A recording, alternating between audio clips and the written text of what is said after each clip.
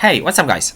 Quoting, paraphrasing, summarizing are fundamental for research. Especially, they will happen before you go for the next step, which is in-text citation and references. Do you remember number one above? Now what we are going to talk about. Talking about in-text citations, to be honest, there are different styles to be used for in-text citation. However, here we are going to follow the numbering style. So, whenever you quote, paraphrase, or summarize, you need to include a number. And this number will indicate that this word have been taken from another resource. And you know, when you take from different resources, so it will happen like resource number one will be above, number two will be below it, so the numbers shall be in sequence also. So the first source appearing in your text, take number one, the second one take number two, the next take number three, and so on and so forth. If one resource repeated in different place in your text, so you use the same number that you use at the first appear in the text. Finally, after quoting, paraphrasing, summarizing, as well as include in text citation, we need to add a reference to the reference list. So it is the last and final part in your report.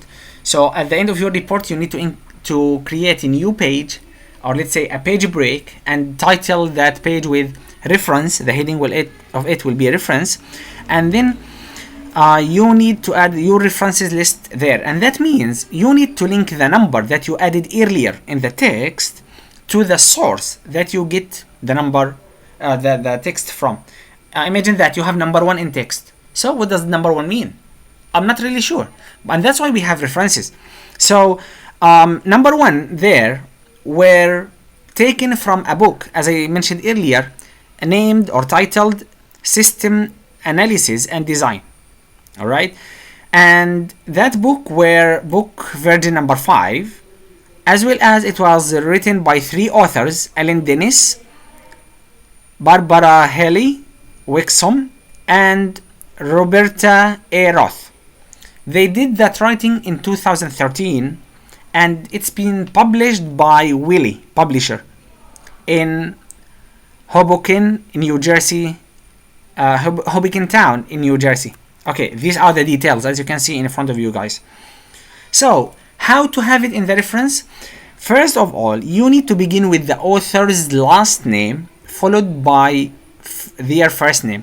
So, as I said, we have Ellen Dennis, so it becomes Dennis, comma, A, dot, and then comma, and then the second author, Wixmon, comma, B, and that is referred to the first name.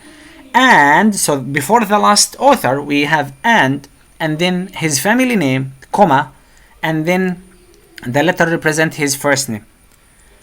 So after the authors, it will be followed by the year of the publishing of the book name, the book title, the edition of the book, and finally the town, or the city, and also the name of the publisher. So this is how to include a reference in the reference list.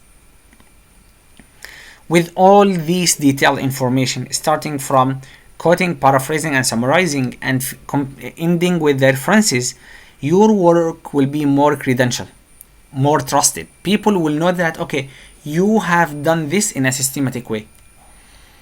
To conclude our topic, incorporating others' work into yours is a good practice, especially when it follows these criteria. First, you start with quoting, paraphrasing, or summarizing. After that, you include in-text citation to note that this is not your words, but it's from other specialists. Lastly, add references to your reference list. That's all for today. See you later. Salam.